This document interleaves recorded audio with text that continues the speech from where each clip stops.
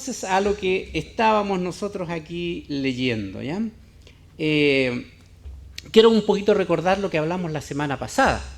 Hablamos de una invitación que Jesús hacía, ¿no es cierto? Venid a mí, todos los que estáis trabajados y cargados, que yo os haré descansar.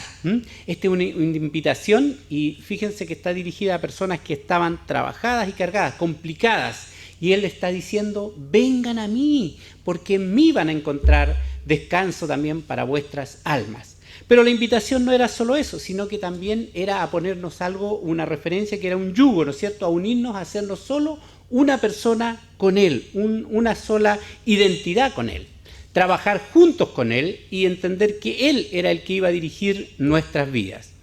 Quiero en esta oportunidad predicar casi como continuidad de lo otro, algo que a veces se nos olvida, y era lo que mencioné también el domingo pasado, y es que si bien es cierto Jesús nos vino a salvar, que es el primer paso importante, el hito importante en nuestra vida, cuando entendemos y depositamos nuestra confianza en la obra de Cristo en favor nuestro, y nosotros le llamamos salvación, ¿no es cierto?, cuando confiamos.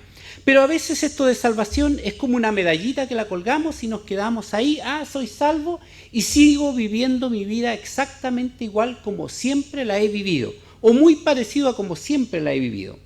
Pero sin embargo, vemos en las Escrituras que el mandato que Jesús le dio a sus discípulos era que, fuera del periodo que estuvieron ellos aprendiendo de Jesús, los mandamientos, las enseñanzas y las disciplinas que Jesús estaba enseñando, era para que ellos fueran e hicieran más discípulos. Entonces, la idea de la salvación no es solamente ser salvos, sino que esta salvación nos conduce a ser discípulos de Cristo. Pero en este caminar como discípulos a veces pueden haber algunos altos y algunos bajos. Y vamos a leer sobre dos discípulos, vamos a comentar sobre lo que ya leyó el hermano Gaspar, sobre estos dos discípulos, seguidores de Jesús. Primero que nada, había sucedido que históricamente Jesús había sido muerto. Después de su muerte habían pasado 3 días y ya muchos de los discípulos estaban como complicados. Algunas mujeres habían llegado con el comentario de que habían ido temprano a la tumba y que habían encontrado ya no el cuerpo de Jesús, sino que el lienzo. Habían visto ángeles que le habían dicho que ya Jesús no estaba muerto, sino que Él vivía. Y esto fue algo sorprendente porque algo extraordinario estaba pasando. Pero obviamente era algo difícil de creer también, porque muchas veces ellos tenían una perspectiva o una imagen de lo que pensaban que iba a ser el ministerio de Cristo. Y vamos a ir viendo en esto y lo vamos a ir descubriendo. Estos dos discípulos estaban ahí con los otros 11 discípulos y ese día, el día de la resurrección de Cristo, ya habían escuchado estas noticias, pero como que no le tomaron el peso a las noticias y decidieron volver a su vida normal, volver a su ciudad de donde eran y dejar al grupo de los discípulos. Y se fueron estos dos discípulos caminando. E iban caminando, pero no les dejaba de dar vuelta lo que había sucedido en sus cabezas. Iban discutiendo, me imagino, preguntándose, oye, pero ¿será verdad lo que dijeron las mujeres? Pero no, si Jesús murió, ya está muerto, no hay nada que hacer. Y el uno al otro se irían preguntando muchas cosas. Estoy especulando en esto, porque aquí no nos dice de qué cosas específicas iban hablando y preguntando. Pero obviamente era en torno a esto. Después de caminar un resto, se le agrega un segundo caminante, un tercer caminante en este caso, que era Jesús, pero ellos no le reconocieron. Y Jesús les pregunta algunas cosas. A ver, voy a ordenarme un poquito aquí. Le pregunta, ¿qué pláticas o qué discusión son estas que tenéis entre vosotros mientras camináis? Lo primero que le pregunta, ¿qué es lo que están discutiendo? Porque seguramente iban muy afanados discutiendo. Le dice, ¿qué pláticas o conversaciones son estas que tenéis entre vosotros mientras camináis? Pero agrega una pregunta más. ¿Y por qué estáis tristes? Lo primero que encontramos aquí es dos discípulos hablando de verdades que habían sucedido, pero que estaban tristes porque no las estaban creyendo, no las estaban disfrutando. Habían escuchado que Jesús resucitó, pero no lo creían. Y sus corazones estaban tristes. Entonces, Jesús les preguntó, sobre qué cosas están hablando? Y ellos le responden, ¿eres tú el único forastero en Jerusalén que no ha sabido las cosas que en ella han acontecido estos días? Era la comidilla de Jerusalén lo que había pasado al maestro. No había pasado desapercibido, era un evento importante. Recordémonos que Jesús tenía muchos seguidores, había hecho muchas señales y milagros en medio del pueblo, y cuando se le crucifica, también hay una tremenda expectación en lo que sucede el día que se le crucifica y todo lo que sucede durante la crucifixión, todos los acontecimientos que nos relatan los evangelios de lo que sucedió el cielo, el terremoto y todos estos eventos que no dejaron de pasar desapercibida la muerte de Jesús. Imagínense que uno de los centuriones que estaba ahí custodiando la muerte de Jesús, cuando pasan todos estos acontecimientos, él que no creía, que no era discípulo de Jesús, llega a exclamar verdaderamente, este era el Hijo de Dios. ¡Caramba! Esta expresión en boca de un pagano que no había escuchado el Evangelio, pero que vio todos estos acontecimientos, nos relata o nos demuestra lo espectacular que fueron todos estos acontecimientos. Verdaderamente este era el Hijo de Dios. Y estos discípulos que habían escuchado las enseñanzas de Jesús, que lo habían conocido, no estaban creyendo estas verdades. Y ellos le dijeron a Jesús, que estaba preguntando sobre qué cosas discutían, y ellos le dijeron, de Jesús Nazareno, que fue varón profeta, poderoso en obra y en palabra delante de Dios y de todo el pueblo. Y cómo le entregaron los principales sacerdotes y nuestros gobernantes a sentencia de muerte. Y le crucificaron. Pero nosotros esperábamos que Él era el que había de redimir a Israel. Si se fijan, lo primero que ellos comentan eran los acontecimientos que se habían profetizado acerca de Jesús, eran verdades bíblicas, pero a estas verdades bíblicas ellos le habían agregado un pensamiento o una idea personal. Pero nosotros esperábamos que Él era el que había de redimir a Israel. Y cuando ellos dicen redimir, no es el mismo concepto que nosotros estamos usando de perdonar nuestros pecados, sino que el concepto que ellos estaban pensando en ese instante era de redimir a Israel como nación, de liberarlo del imperio romano, de hacerlos otra vez un pueblo independiente. Ese era el pensamiento que tenían. Entonces veían a Jesús como un profeta, como un hombre que había hecho grandes milagros, como un hombre enviado por Dios, pero el fin de la obra de Jesús que veían ellos era que iba a libertar al pueblo de Israel, le iba a devolver su grandeza, su poderío y su independencia. Y esto que ellos le agregaron es lo que les decepcionó, porque cuando vieron que Jesús murió, vieron que sus planes que pensaban de este gran rey, líder que se iba a levantar, se había estropeado. Y ahora, dicen ellos, además de todo esto, hoy ya es el tercer día que esto ha acontecido. O sea, está pasando el tiempo y este Señor, este Mesías, en quien nosotros teníamos la esperanza, quedó ahí en la tumba, si podemos decirlo ahí, tirado. Y es el tercer día de que esto ha acontecido. Pero agregan algo más, aunque también nos ha asombrado unas mujeres de entre nosotros, las que antes del día fueron al sepulcro, o sea, muy de mañana, y como no hallaron su cuerpo, vinieron diciendo también que también habían visto visión de ángeles, quienes le dijeron que él vive. Habían escuchado la versión de las mujeres, pero ellos también lo asumían de que como no encontraron el cadáver, como que inventaron una historia y dijeron, bueno, vimos unos ángeles, y ellos nos dijeron que él vive. No lo creyeron, lo sumaron como, bueno, estaban tan decepcionadas y en todo ese ajetreo, al no ver su cuerpo, inventaron esta historia. Y siguen diciendo, y fueron algunos de los nuestros al sepulcro y hallaron así como las mujeres habían dicho, pero a él no le vieron. O sea, estaban decepcionados de lo que ellos esperaban. Entonces, aquí vamos a lo que Jesús les dice, Él les dijo, ¡oh, insensatos de corazón, para creer todo lo que los profetas han dicho! ¿No era necesario que el Cristo padeciera estas cosas y que entrara en su gloria? y comenzando desde Moisés y siguiendo todos los profetas, les declaraba en todas las escrituras lo que decían de él. A lo mejor alguno dirá, el hermano hoy día va a predicar largo porque leyó harto texto.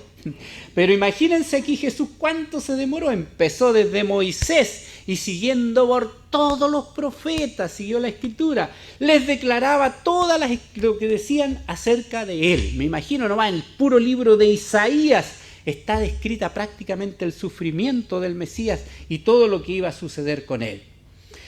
Pero ellos todavía como que no entendían. Y aconteció que estando sentado con ellos a la mesa, tomó el pan y lo bendijo y lo partió y les dio. Esto era una función que Cristo había hecho seguramente cientos de veces cada vez que se reunían. El Señor, alguien dirigía la comida que iban a tomar y el Señor tomaba el pan, no solamente el día de la cena, sino que comúnmente lo hacían, tomaban el pan y bendecían los alimentos, agradecían por los alimentos. Y ellos dicen que cuando Él hizo esto y partió el pan, como que su mente, un chispazo vino a su cabeza. Tomó el pan y lo bendijo, lo partió y les dio. Entonces le fueron abiertos los ojos y le reconocieron. Mas Él desapareció de su vista y se decían el uno al otro: ¿no ardía nuestro corazón en nosotros mientras nos hablaba en el camino y cuando nos abría las escrituras? Y levantándose en la misma hora, volvieron a Jerusalén. Mire qué cosa más rara. Cuando Jesús iba con ellos, como no le conocían, le dijeron, lo forzaron prácticamente a que se quedaran con ellos porque era tarde ya. Y le dijeron, no puedes seguir caminando porque es tarde, quédate con nosotros, ya no es momento para seguir caminando. Pero cuando ellos reconocieron a Jesús y todo lo que Él les había dicho y cómo su corazón ardía cuando Él les citaba la Escritura, se levantaron en la misma hora y volvieron a Jerusalén. ¿Por qué hicieron eso? Porque Jesús les había ordenado cuando estaban juntos, antes de morir, que se quedaran en Jerusalén hasta que recibieran poder de lo alto. Pero estos dos eran como bien disidentes y no creían a todo lo que el Señor les había dicho, y a la primera habían tomado un camino distinto. Pero ¿saben qué? Me acuerdo de la predicación anterior, en que Jesús y nosotros estábamos enyugados y Él era el que tenía la predominancia, el que nos dirigía o nos forzaba a ir o caminar hacia cierto lugar. Y en este momento veo lo mismo una vez más, dos discípulos, a lo mejor un poco rebeldes, un poco porfiados, tanto que el Señor los llama insensatos. Y ¿qué es lo que hace el Señor? Les dice, vuélvanse, o ni siquiera es necesario, pero ellos se dan cuenta que lo que tienen que hacer es obedecer a lo que el Señor les había mandado, y lo que el Señor les había dicho era que se quedaran en Jerusalén.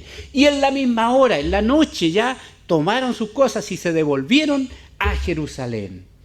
Entonces, Él le abrió el entendimiento, ahí me voy a saltar unos versículos al 45, ellos ya llegaron allá a Jerusalén, entonces dice, Él les abrió el entendimiento para que comprendiesen las Escrituras y les dijo, así está escrito, así fue necesario que el Cristo padeciese y resucitara de los muertos al tercer día y que se predicase en su nombre el arrepentimiento y el perdón de pecados en todas las naciones, comenzando desde Jerusalén, y vosotros sois testigos de estas cosas.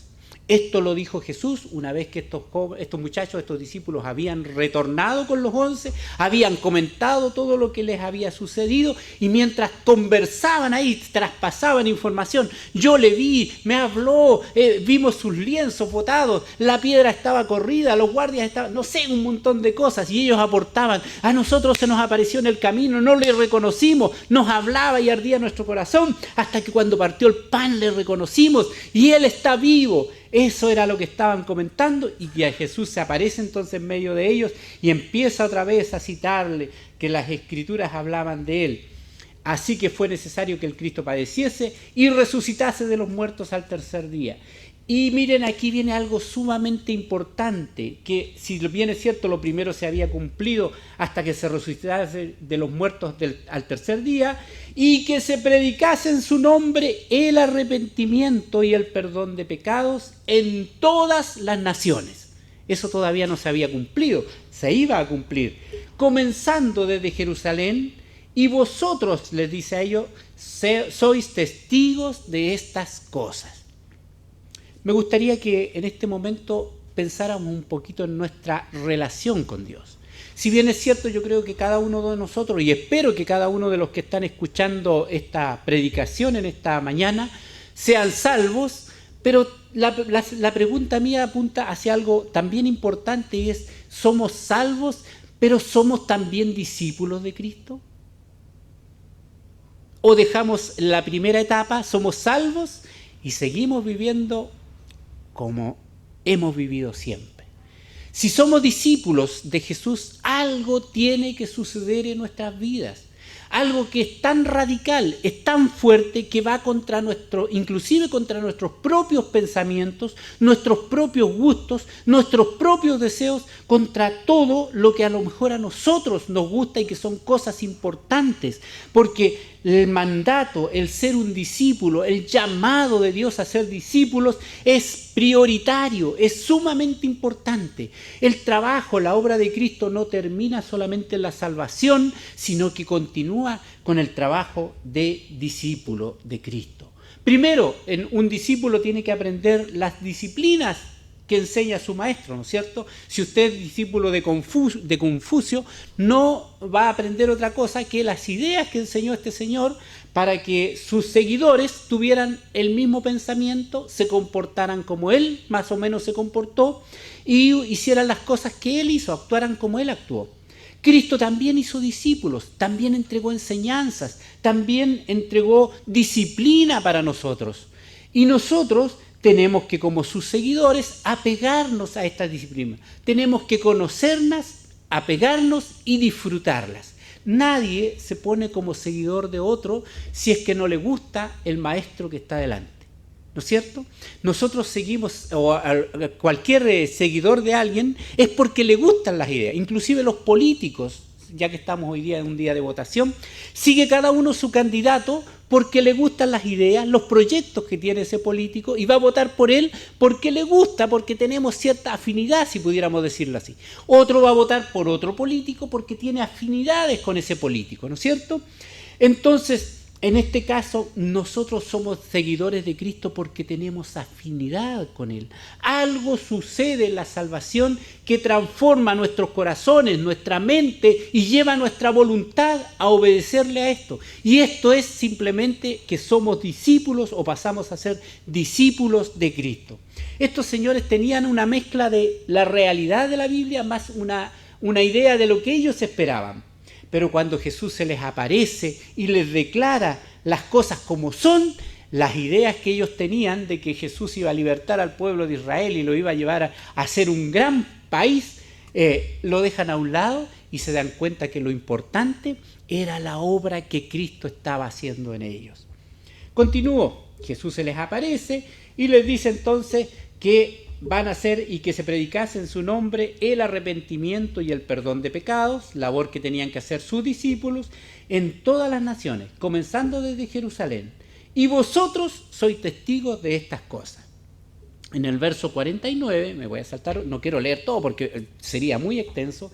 He aquí yo enviaré la promesa de mi Padre sobre vosotros, pero quedaos vosotros en la ciudad de Jerusalén, hasta que seáis investidos de poder de lo alto. A ver, somos discípulos, hemos sido salvos, somos discípulos, pero aún hay algo que ustedes necesitan para poder cumplir con su ministerio, con su labor de discípulos, y es el poder de lo alto. Pero ahora obedezcan, ya no sean porfiados, quédense en Jerusalén hasta que seáis investidos del poder de lo alto, ¿ya? La promesa de Jesús no era solamente, a ver, ahora son salvos, ahora son mis discípulos, y vayan y arréglenselas como puedan, vayan con sus fuerzas, vayan con su energía. Y esto se parece mucho a las palabras que Dios le habla a Josué. Mira que te mando que te esfuerces y seas valiente, no temas ni desmayes. ¿Por qué? Porque yo, Jehová, tu Dios, estaré contigo en donde quiera que vayas. Y Josué era valiente y era arriesgado, no porque él tenía fuerza ni musculatura, sino porque él sabía que junto con él estaba Dios. Y lo que le estaba diciendo Jesús en este momento era, quédense en Jerusalén. Porque así como yo he hecho a través de toda la historia bíblica, como Dios ha respaldado a cada uno de los profetas de Dios, ahora Él también va a enviar sobre vosotros poder de lo alto y ustedes van a poder tener esta autoridad, este poder con ustedes. ¿Y a qué se estaba refiriendo? Nosotros ya lo sabemos porque lo hemos leído. Al Espíritu Santo de Dios. ¿Saben que este culto, aunque seamos poquitos los que estamos aquí y algunos otros cuantos conectados por Zoom, lo importante que tiene es la promesa de Jesús, donde 2 o 3 que se reúnen en mi nombre, yo estaré en medio de ellos. Él no respeta distancia social.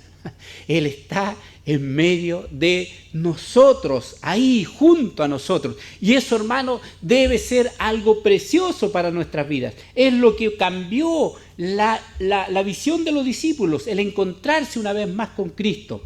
Nosotros tenemos que entender que Él está con nosotros y que Él ha prometido para sus discípulos, y si nosotros somos sus discípulos, que seremos investidos de poder desde lo alto. ¿Eres temeroso tu hermano? Yo lo soy. Y yo soy una persona frágil. Soy un ser humano que muchas veces duda, que muchas veces empieza a pensar cosas extrañas, empieza a sentir temor, y a veces cuando uno mira la situación y todo, como que le viene algo a su corazón. Pero es en ese instante que nosotros tenemos que entender que el Espíritu Santo está con nosotros y es el poder de Dios para nuestras vidas. No somos pobres discípulos, sino que somos poderosos discípulos, porque Él está con nosotros. Si es que nos sometemos a su discipulado, a su disciplina, si es que nos convertimos en sus discípulos. Seguimos con la lectura y voy saltándome algunos versículos para que vamos sacando las ideas centrales. Y los sacó, después de todo esto se va a despedir, y los sacó fuera hasta Betania. Caminaron un buen camino y alzando sus manos los bendijo. Esto a lo mejor a nosotros nos parece algo simple, pero ¿quiénes eran los que alzaban las manos y bendecían? ¿Quién eran? Los sacerdotes, ¿no es cierto? Después que salían de ofrecer su sacrificio, cuando todo había sido aceptado, cuando todo lo que habían hecho estaba de acuerdo y Dios se habría agradado con el sacrificio que el pueblo había hecho por sus pecados, salía el sacerdote fuera del lugar donde hacían todo el sacrificio, se dirigía al pueblo, alzaba sus manos y bendecía al pueblo. El Señor bendijo a sus discípulos. Y aquí hay un grupo representativo que a lo mejor en ese instante, en ese momento, eran los discípulos que estaban ahí, discípulos y gente que conocía a Jesús, que estaba siguiendo a Jesús, y a ellos les bendijo. Pero ellos también ahí también está representada la iglesia, los que habríamos de creer en Jesús. El Señor también nos bendice a nosotros porque somos sus discípulos. Somos sus discípulos y sus manos están extendidas sobre su pueblo para bendición de su pueblo. No nos sintamos tan poca cosa, hermanos. Si es verdad que como humanos somos pobres, somos débiles, pero Él está con nosotros. Su Espíritu Santo, su poder y su autoridad está sobre la iglesia. Y segundo, Él bendijo a su pueblo, a sus seguidores. Tenemos la bendición de Dios sobre nosotros. Y aconteció que bendiciéndolos, se separó de ellos y fue llevado arriba al cielo. Ahora, todo este proceso que vimos, que lo he reducido al máximo, trae ciertas consecuencias que las encontramos en el versículo 52. Ellos, o sea, los discípulos, después de haberle adorado, volvieron a Jerusalén con gran gozo. ¿Cómo empieza la historia? Estaban tristes, ¿no es cierto? Jesús dice, pues, ¿sobre qué están discutiendo? ¿Cuáles son las conversaciones que tienen? ¿Y por qué están tristes? Estaban tristes porque no estaban haciendo la voluntad de Dios. Estaban tristes porque el Señor les había dicho, esperen en Jerusalén que van a recibir poder, pero ellos no habían esperado y se habían ido. No habían hecho caso a lo que estaba sucediendo, sino que siguieron en su porfía. Pero el Señor, aún cuando somos rebeldes, ama a sus hijos y tiene compasión de nosotros. así como fue a buscar a estos discípulos y los reenvió a Jerusalén, también cuando nosotros nos descarriamos, también cuando nosotros perdemos el rumbo, también cuando nosotros nos equivocamos, Él tiene compasión de nosotros y nos redirige hacia dónde tenemos que caminar, hacia dónde tenemos que ir. Entonces, mire aquí cómo va cambiando la historia en el verso 52. Ellos, después de haberle adorado, ya su corazón no era rebelde, era un corazón adorador, volvieron a Jerusalén, un corazón que obedeció al mandato, volvieron a Jerusalén y ahora venían con gozo porque estaban creyendo en las promesas de su Señor. Y en el verso 53 dice, y estaban siempre en el templo, alabando y bendiciendo a Dios. Amén, dice, para concluir la idea. Y estaban siempre en el templo alabando y bendiciendo a Dios. Hermanos queridos, si nosotros, tanto los que estamos aquí como los que estamos viendo por Zoom o por algún otro medio, nos decimos discípulos de Jesús, entonces tenemos que hacer lo que aquí dice la palabra de Dios. Obedecer esta dirección. Primero, adorarle, le adoraron, ¿no es cierto? Le obedecieron, volvieron a Jerusalén. Tenían gozo porque estaban haciendo la voluntad de Dios y sabían que estaban en el camino que Él les había ordenado. Estaban siempre en el templo, a lo mejor a veces están a través de Zoom, pero estaban ahí en el templo, obviamente aprendiendo, adorando a Dios, cantando, agradeciendo a Dios. Estaban en el templo, alabando y bendiciendo a Dios. Eso es la labor de un discípulo. Adorar, obedecer, tener gozo porque su Señor está con él y estar siempre en el templo alabando y bendiciendo a Dios. Hermanos, esto de venir a la iglesia no es un pasatiempo, no nos venimos a entretener a la iglesia, no nos venimos a escuchar a alguien que nos dé una charla entretenidísima, sino que venimos primero a adorar, a escuchar la voz de Dios para obedecerle, para restaurar a veces ese gozo que se ha perdido durante la semana, que podamos reencantarnos con la palabra del Señor, más que con la palabra, reencantarnos con Jesús mismo y con su Espíritu que está en medio de nosotros. Saber y salir fortalecidos a este encuentro, a esta lucha cotidiana que vamos a tener en la semana, una tras otra, sabiendo que el poder, el Espíritu de Dios está con nosotros, no estás solo, siéntete como Josué, porque el Espíritu de Dios va contigo. Esfuérzate y sé valiente. Esforcémonos, esto también va para mí, y seamos valientes porque el Espíritu de Dios está con nosotros. A veces nos da temor hablar, nos da temor compartir la verdad de Dios. Compártela con toda autoridad, porque el Espíritu de Dios es el que va a hacer la obra. Y cada vez que tengamos la posibilidad de juntarnos o reunirnos, reunámonos para alabar a Dios, para bendecirlo, para adorarlo cada vez que nos juntamos. Por eso le llamamos el culto de adoración, porque le adoramos por su obra, le bendecimos por las cosas que ha hecho, a pesar de que nosotros somos tan deficientes como cristianos, aún Él así imparte bendición sobre nuestras vidas y tiene compasión de nosotros. Te invito pues, hermano, no solamente a que seas un cristiano lejano, un cristiano que va camino a Emaús. A lo mejor esa es tu etapa de la vida, estás desobedeciendo, no quieres acatar el llamado de Dios, no quieres caminar como un discípulo. Si estás en esa línea, si estás en ese camino, pues vuélvete y júntate con tu Señor, y eso lo vas a encontrar en la iglesia, donde Dios habla a través de su palabra y a través de su Espíritu Santo a tu corazón, para que puedas encontrarte y convertirte en un discípulo del Señor. Y si estás ya en la iglesia, entonces procuremos el gozo que el Señor nos da, porque Él está con nosotros, su Espíritu Santo está con nosotros. Procuremos adorarle, obedecerle, bendecirle por la obra que Él hace en nosotros. Padre amado, te agradecemos por este